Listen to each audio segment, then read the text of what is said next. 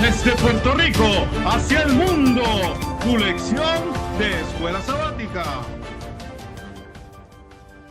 Saludos y bienvenidos a tu programa Desde Puerto Rico hacia el mundo. Y como siempre, nuestro amigo y hermano Alexander Rodríguez con nosotros. Alexander, ¿cómo está? Dios te bendiga. Aquí todo bien, gracias a Dios. Estamos una vez más aquí ya en la número 8, lección número 8. Wow, esto a las villas, ya lo que quedan son de 5 lecciones ya. Wow, 5 lecciones ya. Pero ha sido súper interesante, me ha gustado esta lección. Inclusive el escritor es una persona en que yo sigo mucho, a Voz de Profecía. Así que ha sido muy bueno, muy buena lección. Y como siempre vamos a ir aquí está, Eyes on the Cross. Síganlo, denle subscribe, síganlo. Todos los jueves a las 8 estamos ahí en vivo dando un poco de reflexión de la palabra del Señor. 15, 20 minutos, eso es lo que tomo, más nada. Y oramos siempre por peticiones, así que pueden hacerlas así. Las peticiones las pueden tirar por aquí. Aquí es, me perdió el dedo, aquí está. Eyes on the Cross aquí en Instagram. Ahí mismo, ahí puede poner las peticiones, enviarlas por el DM y qué sé yo. Y pues y ahí los jueves a las 8 de la noche estamos por aquí. Así invito, póngalo así invito. @IceOTCross. Así invito para que consiga el canal, me ve la carita mía ahí cuando sale rápido en el video. Ahí puede entonces entrar y ver. Y la lupa bíblica con mi amigo y hermano Irán Guzmán. Hicimos un podcast que estamos hablando sobre Cristo. El sábado, los mandamientos y el reposo. Tienen que ver. Así que gente, lupa bíblica sobre Cristo, el reposo, el sábado y todo eso envuelto ahí. Así que gente, búscalo ahí en Eyes on the Cross y dele share, comparta.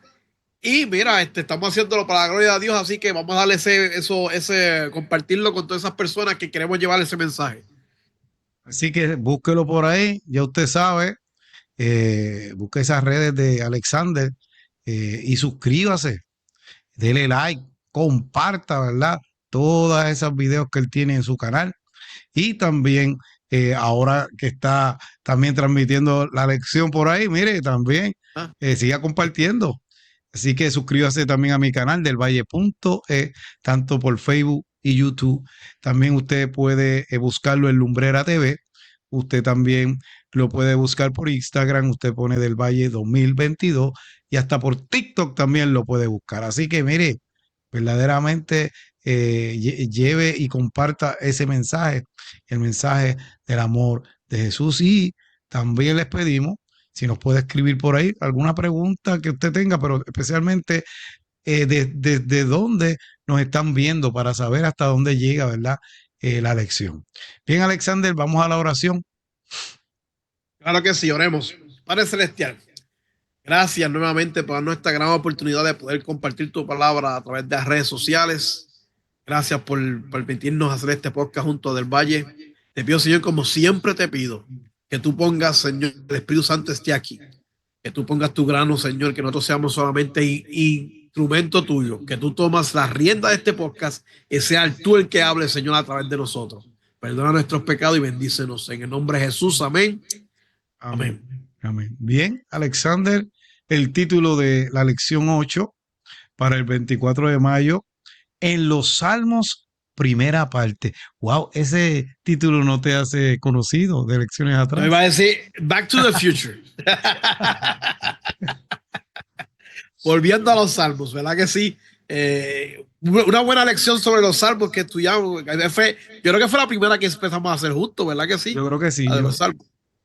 Creo que sí. Y volvemos ahora, pero es interesante cómo vamos a sacar los Salmos y la profecía. Pues estamos estudiando sobre la profecía básicamente en este trimestre. Y los Salmos tienen que ver con la profecía. Pues mira, vamos a ver ahora. Bien importante, ¿verdad? Cuando usted mira los Salmos, fue cuando el pueblo de Dios también, en un momento dado que lo dice, ¿verdad? Fue oprimido por Babilonia y ellos utilizaban los Salmos allá para cantar. Pero ese pueblo oprimido, que lamentablemente pues hizo las cosas mal ante Dios, en un momento dado que quería hacer las cosas bien. Y el pueblo del fin, es importante que nos demos cuenta que van a tener la identidad igual que el Cordero y obedeciendo los mandamientos de Dios y llevando el mensaje de salvación. Así que, ¿qué es lo que vamos a llevar al cielo, Alexander?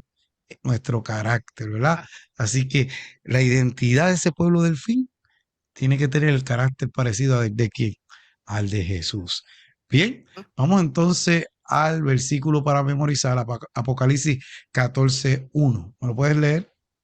Sí, dice, entonces miré y vi al Cordero de pie sobre el monte Sión, y con él 144,000 que tenían el nombre del Cordero y el nombre de su padre escrito en su frente. Wow.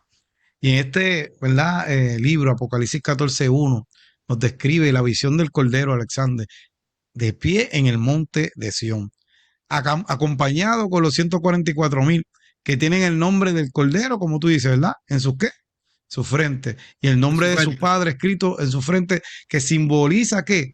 Esa identidad de redención y el compromiso de los fieles hacia Dios en los últimos días.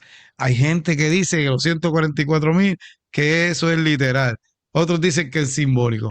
Pero verdaderamente, hermano, yo me voy por lo de simbólico, porque ya todas esas tribus que pasó, ya no existen. Lo más importante que ese pueblo del fin va a tener esa característica, va a tener el carácter parecido al de quién, al de Jesús. Bien, Alexander, vamos a la parte del sábado y ¿Ah? vemos que como adventistas del séptimo día, estamos acostumbrados a buscar los símbolos en Apocalipsis, en el Antiguo Testamento, para entender qué representan. Una fuente de información particularmente provechosa en el libro de los Salmos, la colección de poesía sagrada que exploran numerosas experiencias humanas e interacciones posibles con Dios, desde el abatimiento por el pecado y el sufrimiento hasta la alegría desbordante de su presencia y sus reiteradas promesas y el perdón de salvación.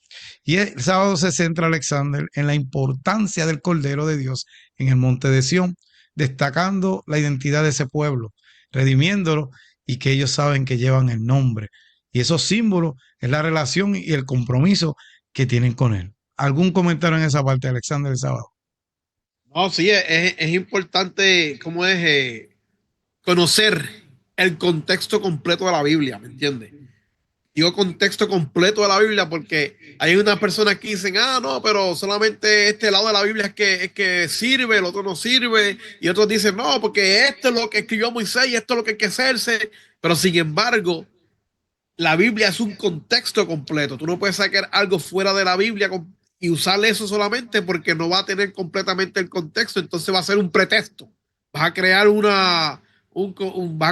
¿sabes? Vas a crear algo que es completamente ficticio y sin base. Pero sin embargo, cuando tú lees la Biblia en completo, por eso, por ejemplo, como él dice ahí, que nosotros estamos, los adventistas estamos acostumbrados a buscar cosas del Antiguo Testamento para eso, es porque si venimos a ver, cuando Pablo escribió las cartas que escribió, cuando Pedro escribió lo que escribió, cuando Juan escribió Apocalipsis, ¿qué Biblia ellos tenían? El Antiguo Testamento. Por lo tanto, nosotros queremos conocer las cosas del Antiguo Testamento para poder entender cosas del Nuevo Testamento. Así que vamos para la parte del domingo, ¿verdad que sí? Que dice, nuestro sumo sacerdote. Eh. Y entonces aquí en el domingo nos habla sobre cuando Moisés hizo el santuario, me quedé ahí en loading. cuando Moisés hizo el santuario, él estuvo bien pendiente de que las características sean como Dios le envió, porque acuérdate que el tabernáculo fue hecho con especificaciones que Dios le dijo a Moisés. Él estuvo bien pendiente de que eso fuera así, que eso pasara exactamente como Dios le había dicho. ¿Verdad que sí? Entonces, ¿por qué ese santuario, ese tabernáculo tenía que hacerse tan específicamente y tan perfectamente como se había dicho, como había dicho Jesús, o mejor dicho, como había dicho Dios a Moisés? Porque ese santuario representaba un santuario que existe, escuche bien lo que dije, existe en el cielo. A ver, ese santuario representa al santuario que está en el cielo. ¿Y qué pasó en el santuario? ¿Qué se hacía en el santuario del valle? En el santuario se llevaba a la gente y ahí pues ellos mataban un cordero y se redimían los pecados. ¿Y quién hacía eso? el sumo sacerdote. Entonces, si eso quiere decir que ese santuario terrenal representa un santuario celestial que está en el cielo, ¿quién es el sumo sacerdote? Cristo Jesús. Sí, que tenemos que alabar y glorificar el nombre del Señor, que tenemos un sacerdote que murió por nosotros. Mira cómo es la cosa. Murió por nosotros. Él fue el cordero y es él también nuestro sacerdote, que nos está redimiendo allá arriba en el cielo, en el santuario. ¿Y qué pasa? Como ese santuario representa el santuario celestial, ya yo dije en una parte aquí que Jesús murió por nosotros. Ese santuario también representa una cosa bien importante. Yo le pongo así que yo le puse aquí en la lección mía que el santuario es un mapa del plan de salvación. ¿Sabe? Todo lo que había en ese santuario, si se estudia con detalle, representa lo que lo que Jesús iba a hacer por nosotros cuando murió en la cruz. Todo completo. ¿Qué pasa? ¿Y qué tiene que ver eso con los salmos? Bueno, aquí es que va. En los salmos podemos ver y podemos encontrar cómo se usaban y cómo se utilizaban los utensilios dentro del santuario y qué representaban. Y en Apocalipsis aparecen muchos de esos utensilios que se usaban dentro del santuario, por ejemplo, el candelabro, el altar de oro, el arca, inclusive dicen que el arca, la chequina que está dentro del arca, en el Edén, representa lo mismo cuando estaban las dos querubines, ¿verdad? Que lo estudiamos la lección pasada, en el brillantén o el gran luz que está en el medio de ellos dos, representa la chequina, que representa a Dios, ¿me entiendes? Así mismo está en el arca, así mismo va a ser cuando venga Dios en el cielo y todas esas cosas, que eso representa. Ahí está Salmos, ahí, los Salmos también sale eso mucho, ¿sabes? Y en Apocalipsis, pues salen esos utensilios y en Salmos podemos ver cómo se utilizaban, cómo se hacían. David es que habla mucho sobre adoración, inclusive David llevó, que eso también lo podemos ver más adelante, llevó el arca y lo puso en Jerusalén y todas esas cosas. ¿Por qué? Porque representaba, ¿cómo es? Vemos cómo ellos interactuaban con las cosas del Señor, porque aquí hay algo bien importante. Jesús siempre quiere estar en medio de nosotros. Jesús quiere estar en medio de tu vida. Y esto es bien importante, ¿sabes?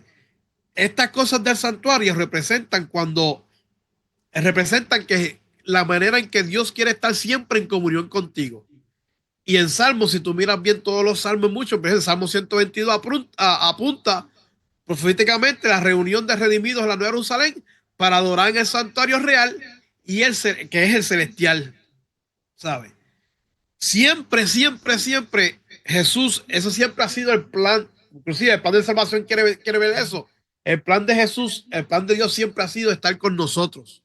El pecado nos quitó, nos apartó de la presencia de Dios, pero Él quiere que nosotros tengamos esa bendición de nuevo, estar en la presencia del Señor. Y por eso es que es bueno conocer los salmos y entender los salmos y cómo David habla sobre los utensilios del santuario en los salmos para poder entender el Apocalipsis. ¿Algo quieres añadir del Valle? Sí, en la parte, ¿verdad? El Salmo 122 que tú comentaste, es importante porque ahí nos habla de la alabanza, del juicio, de la paz, de la seguridad. Y ahí vemos, ¿verdad? Que esto se vincula con el mensaje de Apocalipsis también. Y es importante que veamos de que aunque es una réplica de lo que había en la tierra, el santuario, pero ahí se estaba realizando el plan de salvación. Cada etapa en el santuario era el plan de salvación, desde el atrio, ¿verdad? Hasta llegar hasta el lugar santísimo. Pero todo eso, ¿verdad? Tenía un propósito que llegaba hasta un fin, hasta que llegaba hasta el fin de la muerte de Cristo.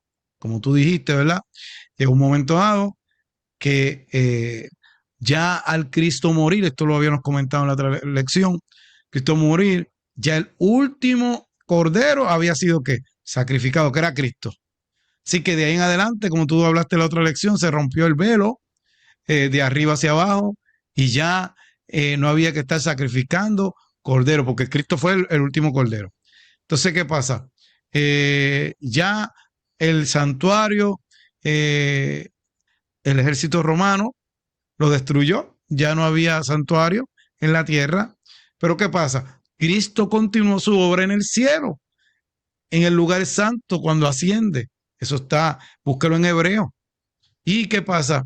Ahí él está expiando los pecados y pasa como su sumo sacerdote, el del lugar santo al lugar santísimo. Así que es importante como sumo sacerdote, ya el propósito de los sacerdotes en aquel tiempo era, ¿verdad? Lo que hacían con los corderos, los sacrificios, todo eso, una vez nada más pasaba el sumo sacerdote al lugar santísimo. Así que ya los sacerdotes, pues ya se supone que no estuvieran. Pero, pues, hicieron de nuevo, ¿verdad? Una orden sacerdotal, pero están quitándole, ¿verdad? La parte de Jesús y están tratando de irse por encima del sumo sacerdote, que es Cristo Jesús. ¿Me entiendes? ¿Y quién es el que está perdonando pecados en el cielo? Es Cristo allá en el cielo, haciendo la obra en el santuario celestial. Pero en la tierra hay gente que dice que hay hombres que pueden perdonar pecados.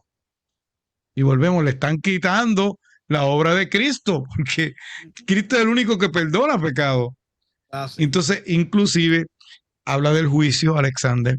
Y si comenzó un juicio, cuando usted estudia los 2300 días, tardes y mañana, eso tiene un inicio y tiene un fin y llega, ¿verdad? Hasta el 1844. Y cuando usted estudia esa profecía en Daniel 8:14, se da cuenta de que al final de esa profecía comenzó un ¿qué? Un juicio. Y si comenzó un juicio, pues como hay gente también que está diciendo que todo el que se muere está allá vivo allá en el cielo, pero ¿cómo va a decir? Si empezó un juicio, se supone que no haya nadie allá. ¿Entiendes? Así que eso es otra cosa también. Le están quitando esa parte a Cristo, que es el único juez. Gente que no, que cuando tú te mueres, no, ya tú estás en el cielo allá con Dios, ¿no? Porque si fuera así, ¿a quién va a venir a buscar Cristo en su segunda venida? Así que vemos cómo una cosa tiene que ver con la otra. Salmo 22 ¿verdad? Se complementa con Apocalipsis también. Bien, vamos entonces a la próxima parte. Alexander, ¿puedes leer esa porción, ya que esa parte que te tocó a ti, Patriarcas y Profetas?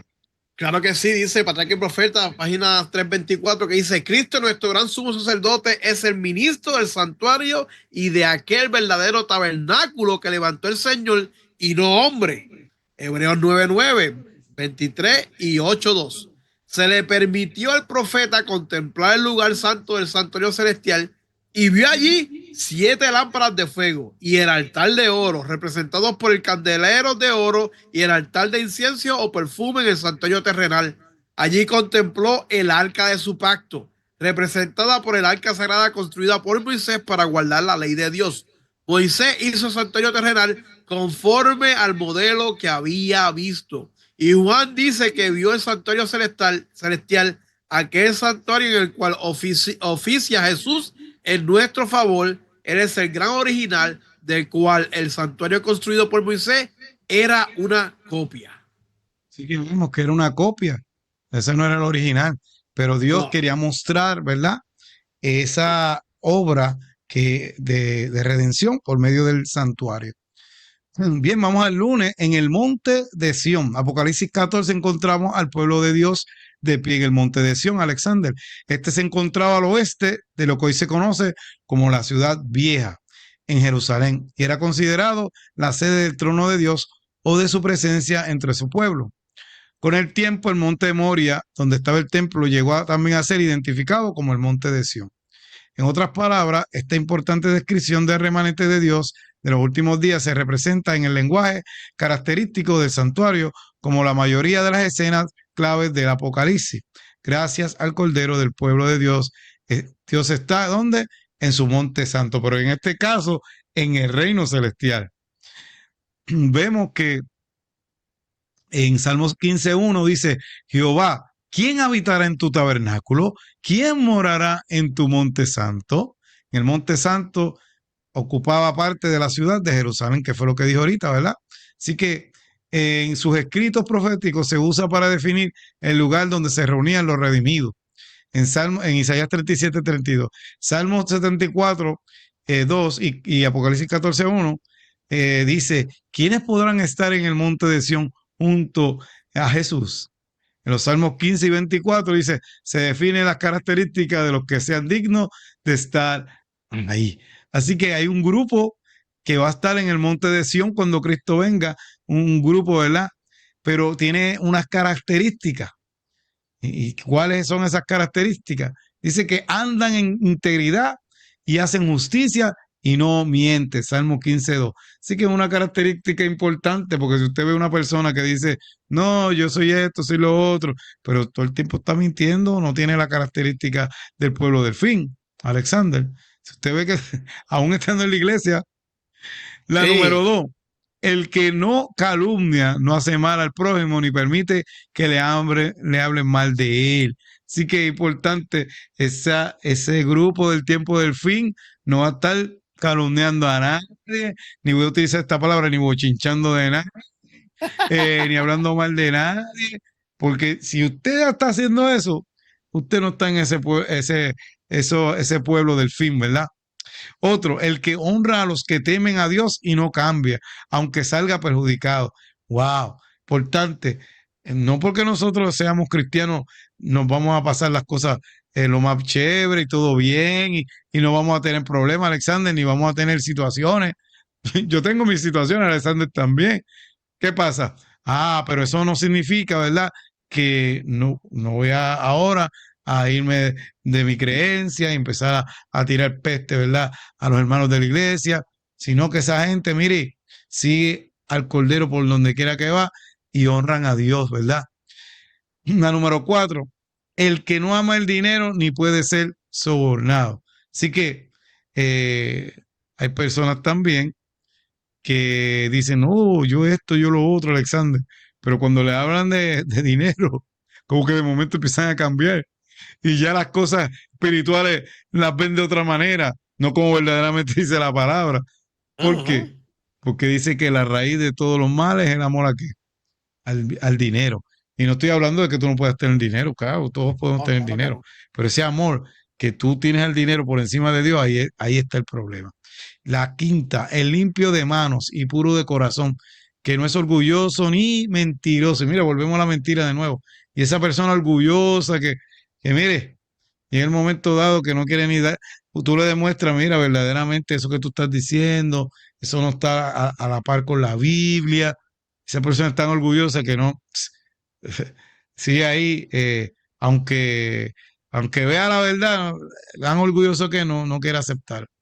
Así que está claro que ninguno de nosotros, por nosotros mismos, cumplimos todos estos requisitos.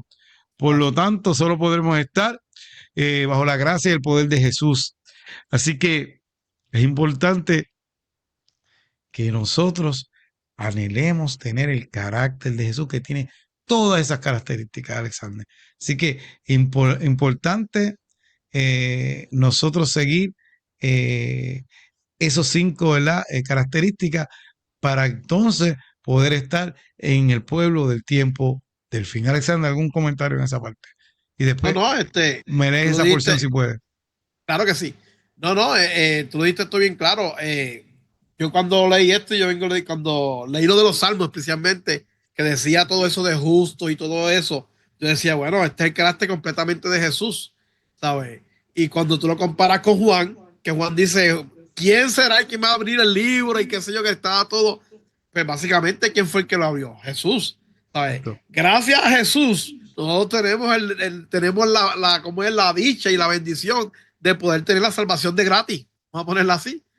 Porque si no fuera si no fuera por Jesús, no la tenemos de gratis. Ahora, ¿qué tiene que ver de gratis? Esos son otros 20 que podemos después hacer otro podcast y hablar sobre eso. Dice los Hechos de los Apóstoles, página 472. La visión del profeta los coloca a los redimidos frente al monte de Sion, ceñidos para un servicio santo, vestido de lino blanco, que es la justificación de los santos. Pero todo el que siga el Cordero en el cielo, primeramente tiene que seguirle en la tierra, no con inquietud o caprichosamente, sino con confianza, amor y obediencia voluntaria. como la oveja siguen al pastor. Amén. Así. Vamos a la parte entonces, a la parte del martes que dice la ley en nuestros corazones. Y quiero leer en Éxodo 38:18, que está en la pregunta de esa parte del martes, pero esta parte aquí es bien importante. Dice Éxodo 33:18 y 19. Él entonces dijo, te ruego que me muestres tu gloria. Este es Moisés diciéndole a Dios, te ruego que me muestres tu gloria. Y él le respondió, yo haré pasar todo mi bien delante de tus rostros, de tu rostro, y proclamaré el nombre de Jehová delante de ti, y tendré misericordia del que tendré misericordia, y seré clemente con el que seré clemente. ¿Qué está enseñando ahí Dios? ¿Qué le está enseñando ahí Dios a Moisés? Yo rápidamente lo que veo ahí es que Dios está enseñando a Moisés su carácter. Porque dice, tendré misericordia del que tendré misericordia y seré clemente al que seré clemente. ¿Qué tiene que ver eso con la ley en nuestros corazones? Bueno, ahorita estábamos hablando de que la chequina y aparecía la verdad, el resplandor que está en el medio. Aquí en la misma lección nos dice que la gloria divina que estaba en el mismo medio no era solamente una exhibición visual. Su gloria, la gloria de Dios, es su carácter. Y aquí nos habla sobre un nombre. ¿Y cuál nombre nos está hablando aquí? Nos está hablando sobre el nombre de Dios. Mira lo que dice Salmo 119:55. Dice, Señor, por la noche invoco tu nombre. Quiero cumplir tu ley. ¿Y qué tiene que ver? Bueno, vuelvo y repito, ¿qué tiene que ver la ley con la gloria de Dios? ¿Qué tiene que ver la ley con el nombre de Dios? El nombre de Dios, especialmente en los tiempos bíblicos, estaba asociada con el carácter de una persona. Eso está en Génesis 32:28.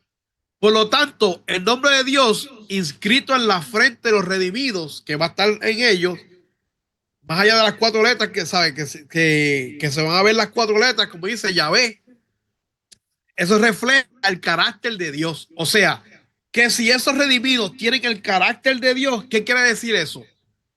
¿Cuál es su carácter entonces de esos redimidos? Esos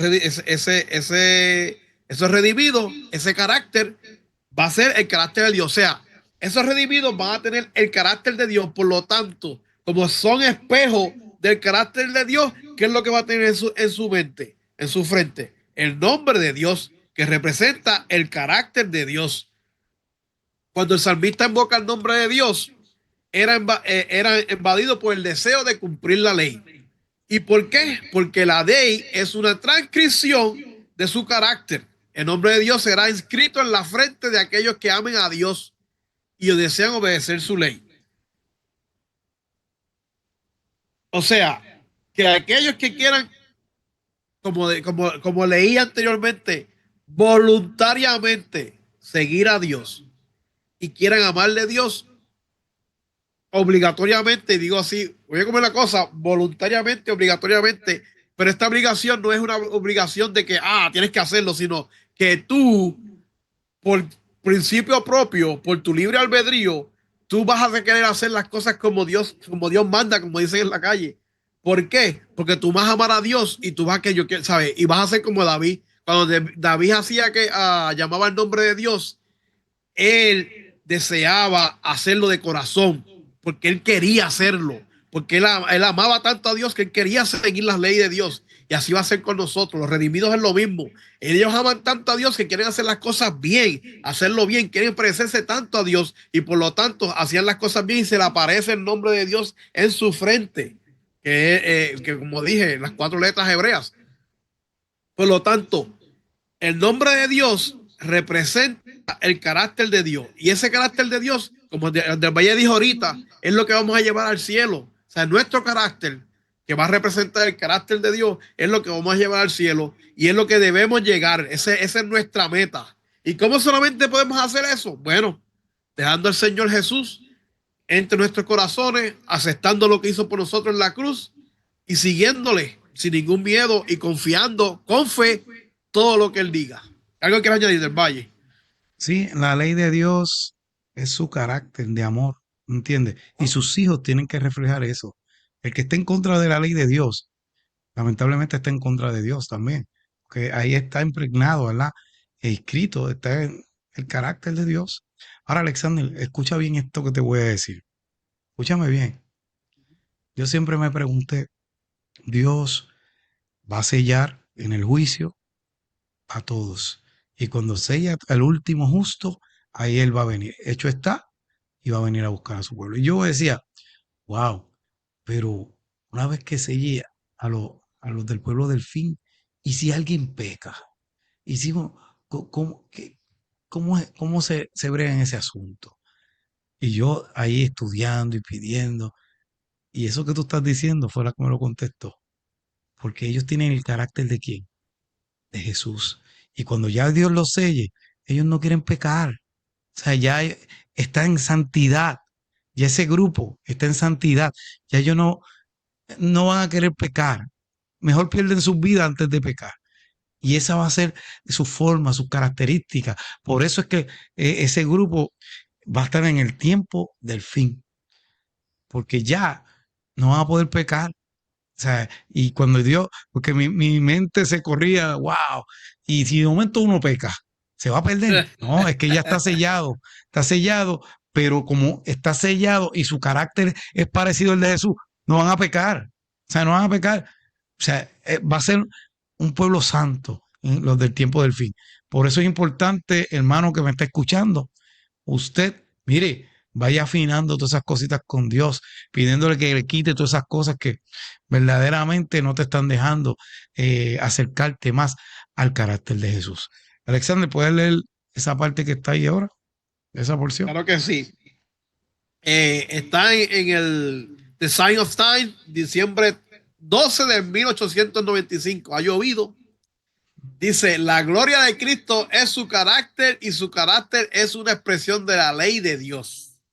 Él cumplió la ley en todas sus especificaciones y mediante su vida proporcionó al mundo un modelo perfecto de la humanidad.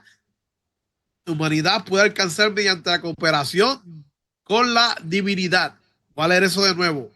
Él cumplió la ley en todas sus especificaciones y mediante su vida proporcionó al mundo un modelo perfecto de lo que la humanidad puede alcanzar mediante la cooperación con la divinidad. En su humanidad, Cristo era dependiente del Padre, del mismo modo que ahora la humanidad depende de Dios para obtener el poder divino que le permite alcanzar la perfección de carácter. Sí que es Increíble. importante porque Cristo era 100% Dios, pero 100% humano. Y Él nos demostró que Él no utilizó su poder, ¿me entiendes? Y si Él pudo, Él quiere decirnos a nosotros también que si emulamos su carácter, Alexander, vamos a poder. Vamos a poder. Bien, vamos a la parte del miércoles.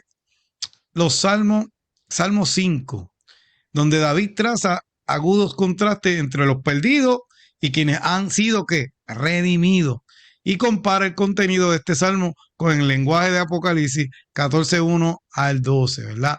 Y en Salmo 5:4 dice, porque tú no eres un Dios que se complace en la maldad. El malo no habitará junto ¿qué? A ti. En el Salmo 5 nos muestra un agudo contraste, ¿verdad? Entre aquellos que aceptan a Dios y los que lo rechazan. Este salmo anticipa la definición de los dos grupos, enfrentándose en el tiempo del fin. Los que reciben el nombre de Dios o el que recibe que la marca de que Alexander, de la La bestia. bestia. Ahora, Alexander, ¿tú ves ahí tres grupos o ves dos? Yo veo Yo veo dos. dos nada más ahí. Yo veo dos O nada tú más. ves dos grupos y uno que es neutral. No, negativo. O estás con Dios o estás con la bestia. Eso es lo que yo veo ahí. Y miren, los que están con la bestia no habitarán con Dios. Eso dice el Salmo 5:4. Pero los que están con Dios habitarán con Dios. Apocalipsis 14:1. Los que están con la bestia adoran a la bestia. Y tienes que estudiar, hermano, escuche bien, ¿qué es la bestia? ¿Qué es la bestia? Porque es un poder político religioso que en el pasado cogió una herida de muerte y sanó. Y las personas de nuevo van a honrar y lo van a adorar. Y ya lo están haciendo, no voy a entrar en eso. Pero los que están en el nombre de Dios adoran a Dios, Salmo 5:7. Los que están con la bestia son mentirosos, dice Salmo 5:9. Y los que están con Dios no mienten, Apocalipsis 14:5. Los que están con la bestia serán castigados, Salmo 5:10. Los que están con Dios serán redimidos por el Cordero. Los que están con la bestia, Apocalipsis 13:6, blasfeman contra Dios. ¿Y qué es blasfemar? Lamentablemente todo lo que está en contra de qué? De Dios, ¿verdad? Y los que están con Dios proclaman con júbilo la salvación. O sea, llevan el mensaje, no engañan, van por el libro, van llevando, mire, la palabra como es. Que hay gente que la quiere encajonar a su manera, a sus intereses. Bueno, esos son otros 20 pesos. Pero cuando usted estudia la palabra y se da cuenta a profundidad que esa es palabra de Dios y que Dios quiere hablar a tu corazón y que Dios te quiere salvar, porque todo, Alexander, lo que miramos en esta lección es que Dios quiere redimir al hombre desde el Génesis, quiere salvarlo, redimirlo. Eso es lo que nos está diciendo esta lección. Pero es importante que nosotros tenemos que agarrar, como he dicho siempre, nuestra Biblia y ponernos a estudiar. ¿Algún comentario en esa parte, Alexander? No, no, eso está bien claro ahí. Igual es la parte del testimonio para la iglesia, tomo 7, página 232, que dice: se suscitarán dificultades que probarán su fe y su paciencia. Háganle frente valerosamente, miren el lado brillante de las cosas. El cielo está lleno de gozo. Resuena con la alabanza que se rinde a aquel que realizó un sacrificio tan maravilloso en favor de la redención de la raza humana. ¿No debería también llenarse de alabanza la iglesia de esta tierra? ¿Acaso no deberían los cristianos publicar por todo el mundo la felicidad de servir a Cristo? Si cometéis un error, trocad vuestra derrota en victoria. Como dicen por ahí, esto lo voy a añadir yo ahora, que tu test, en inglés dice, may you test your testimony, o sea, tu prueba hazla testimonio. Si se las aprende bien, las lecciones que Dios envía imparte ayuda oportuna. Pongan su confianza en Dios. Oren mucho y crean.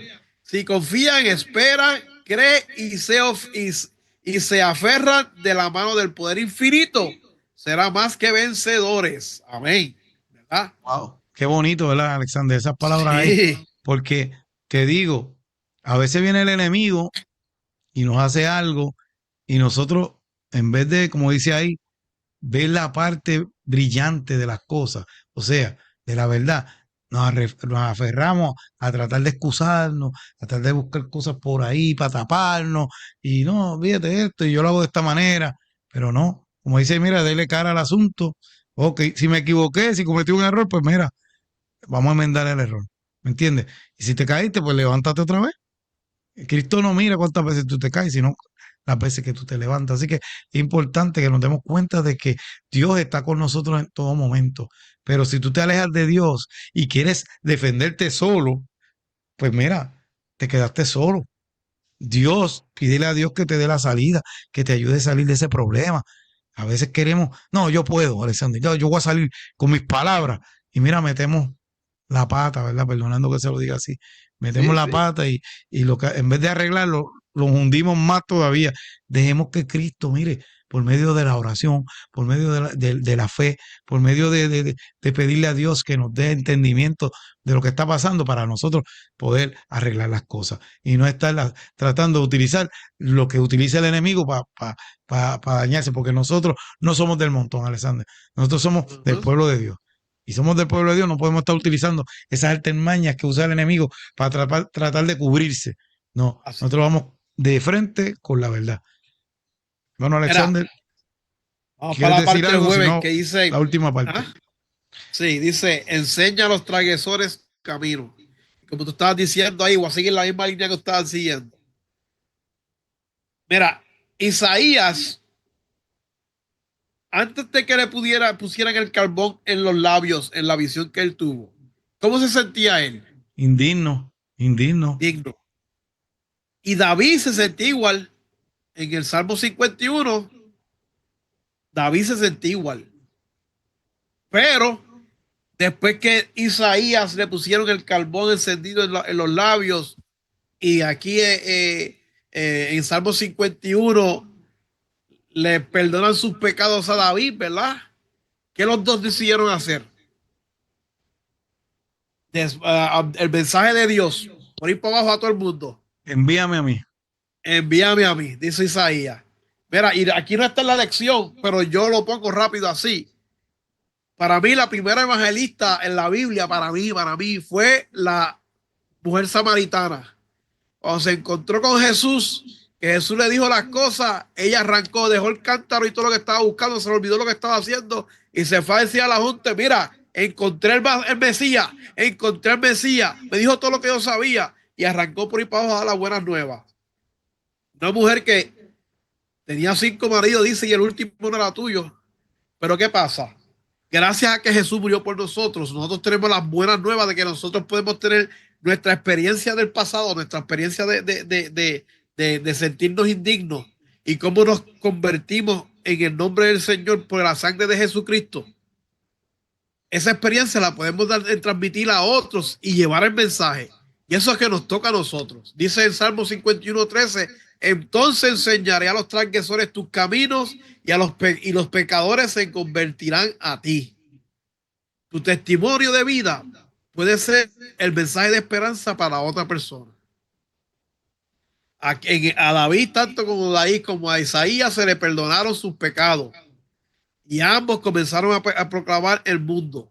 Y nosotros tenemos un mensaje que se llama el mensaje eterno, que está en Apocalipsis 14, también conocido como el mensaje de los 3 ángeles. ¿Qué es lo que presenta ese mensaje? La salvación en Cristo Jesús. ¿Cómo es? Estúdiale bien para que usted vea. La salvación en Cristo Jesús. Obedecer a Dios, amarle, tener la fe de Jesús. Todo eso está en ese mensaje. Hay que estudiarlo, pero ese mensaje hay que decirlo. ¿Y a quién le toca eso? A mí, a usted, pero usted tiene, como dice Del Valle, tiene que estudiarlo. ¿Y cómo tú lo vas a estudiar? Mira, sencillo. Usted va a aceptar a Jesús en su corazón. Usted va a arrodillarse y va a pedir al Espíritu Santo que le muestre la verdad.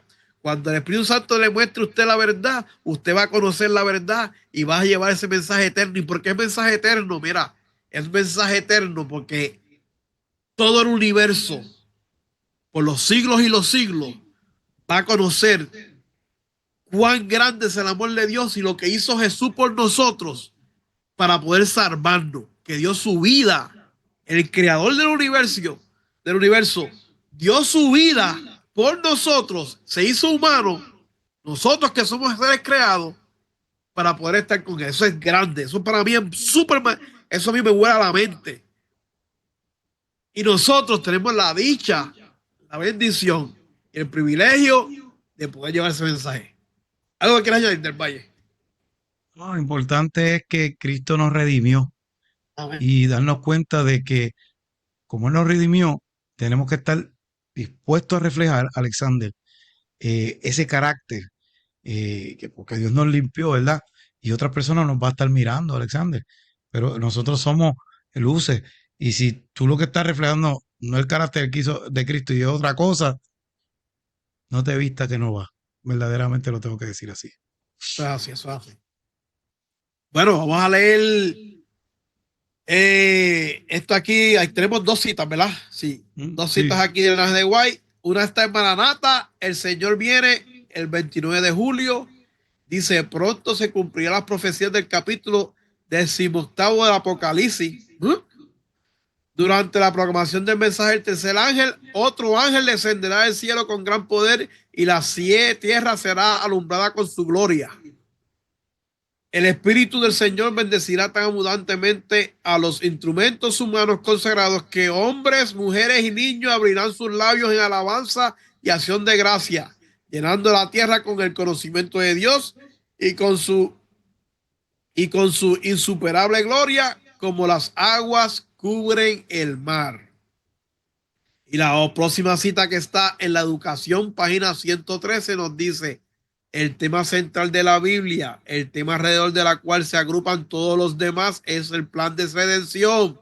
La restauración de la imagen de Dios es el alma humana. Desde la primera insinuación de esperanza que se hizo en la sentencia pronunciada en el Edén hasta la gloriosa promesa del Apocalipsis. Y verán su rostro y su nombre estará en su frente. Apocalipsis 22:4. El propósito de cada libro y pasaje de la Biblia es el desarrollo de este maravilloso tema. La restauración del hombre, el poder de Dios que nos da la victoria por medio de nuestro Señor Jesucristo. Bien, mi querido hermano y amigo que me escucha, Dios tiene un pueblo, Alexander, para el tiempo del fin. Eso es así. Lo redimido es un pueblo especial.